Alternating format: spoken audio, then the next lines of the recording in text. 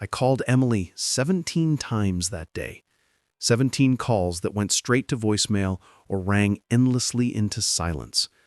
By the time she walked through our front door at 10:07 p.m., smelling like cologne that wasn't mine and wearing a smile I'd never seen before, I already knew our marriage was over. I just didn't know she was about to make it easy for me. The day started normally. Emily left for work at 7:30 a.m., coffee in hand, quick kiss on my cheek. "See it tonight," she said. Standard Tuesday morning.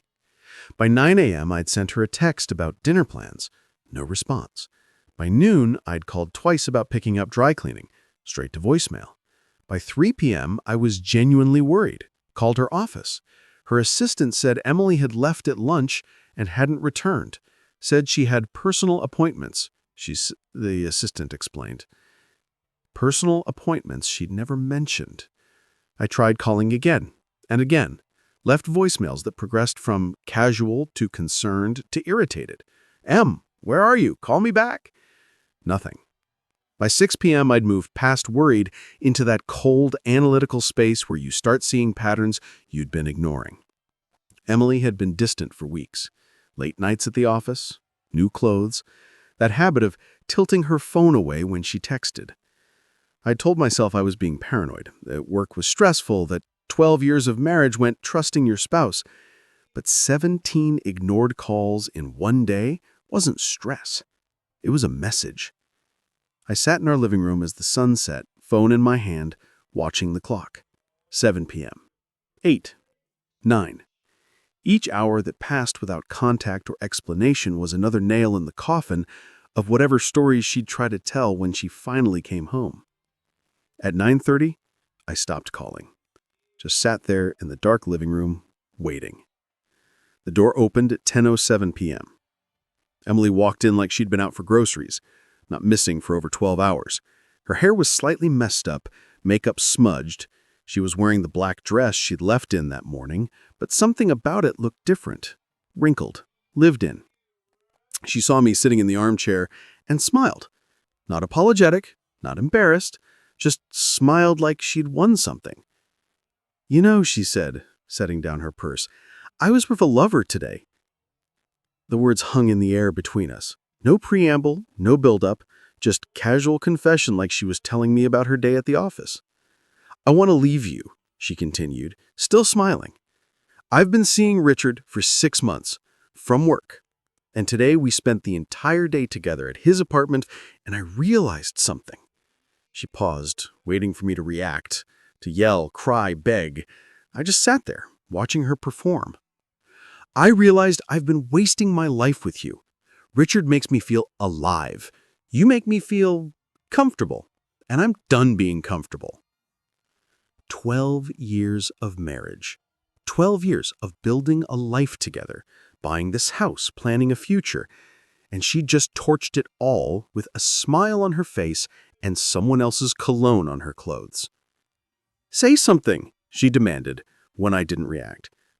"What do you want me to say?" "I don't know. Fight for me? Beg me to stay? Show some emotion?" I stood up slowly, walked past her to the kitchen, poured myself a glass of water, took a long drink while she watched, confusion replacing that triumphant smile. "Tom," her voice was uncertain now, "did you hear what I said?" "I heard you. You've been cheating on me for 6 months with Richard from your office. You spent today with him. You want a divorce. Did I miss anything?" "And that's it? That's all you have to say?" I set down the glass. "What else is there? You made your choice 6 months ago. You just finally got around to telling me." Emily hadn't expected calm. She'd expected a reaction she could use. Anger she could paint as abuse, tears she could frame as manipulation, begging she could feel superior to. My quiet acceptance threw her script off. "You don't even care," she said, voice rising. 12 years and you don't even care that I'm leaving?" "I didn't say I don't care. I said you made your choice. There's a difference." "So that's it? You're just going to let me go?"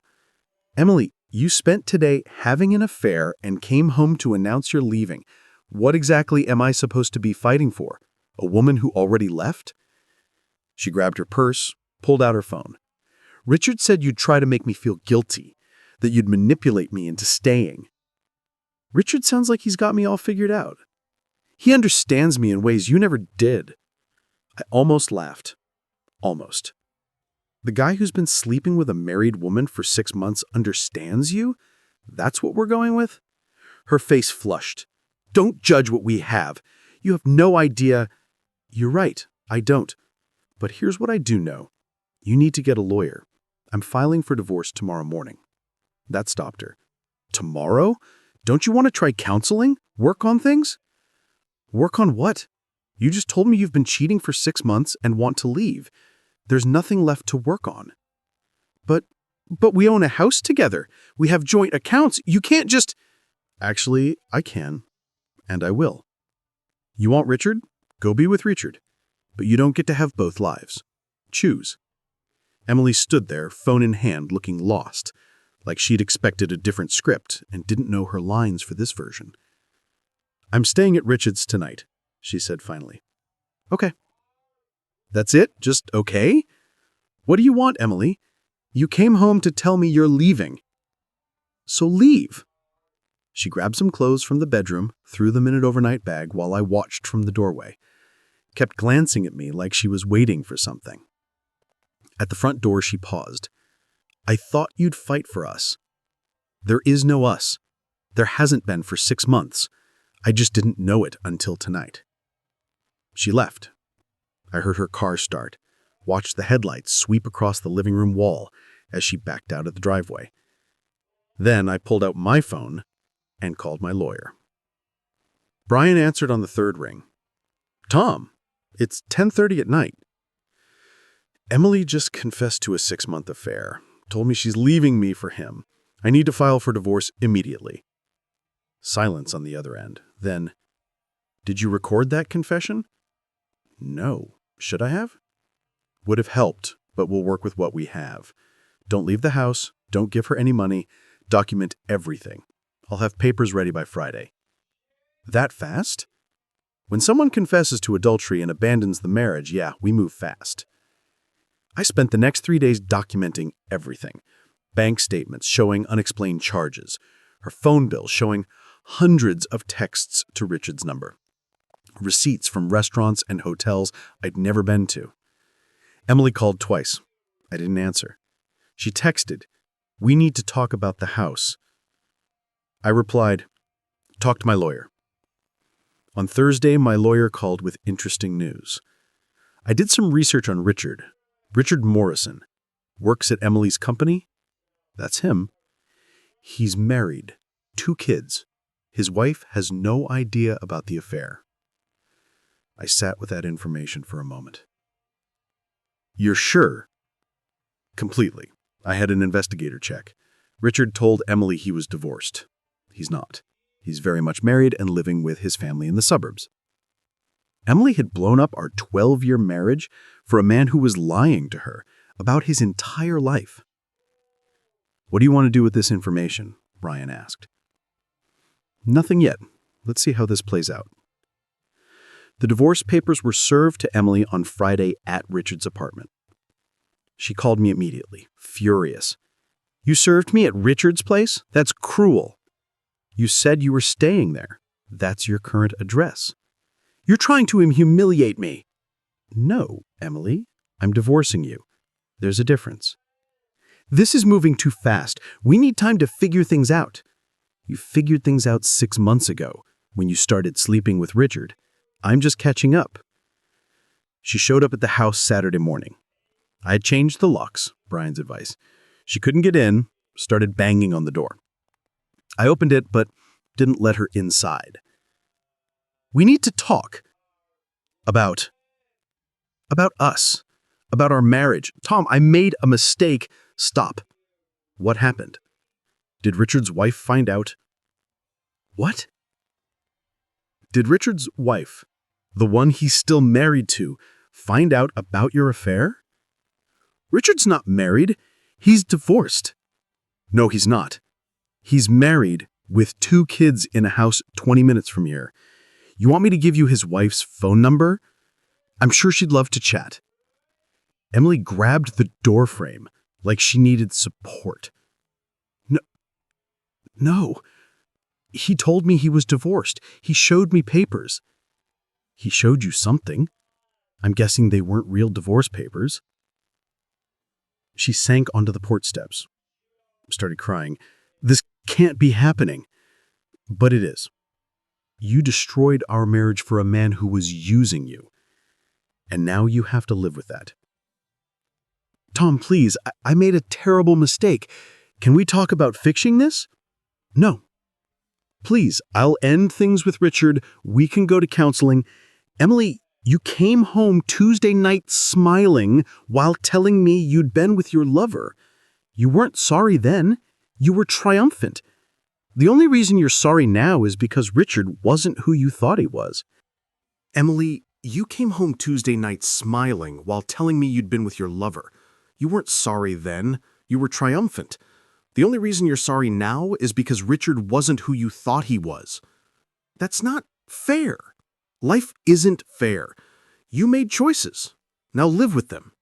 I closed the door, heard her crying on the porch for 10 minutes before she finally left. The divorce took 4 months. Emily tried to fight it, claimed I was being unreasonable, that we should try to work things out. But text messages to Richard don't lie.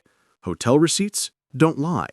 And a confession witnessed by no one but me still carries weight when backed by evidence.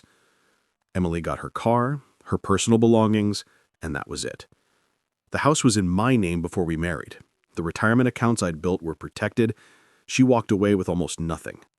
Richard's wife filed for divorce 3 days after I had my lawyers sent her copies of the relevant evidence. She took Richard for everything in a state with strong infidelity penalties.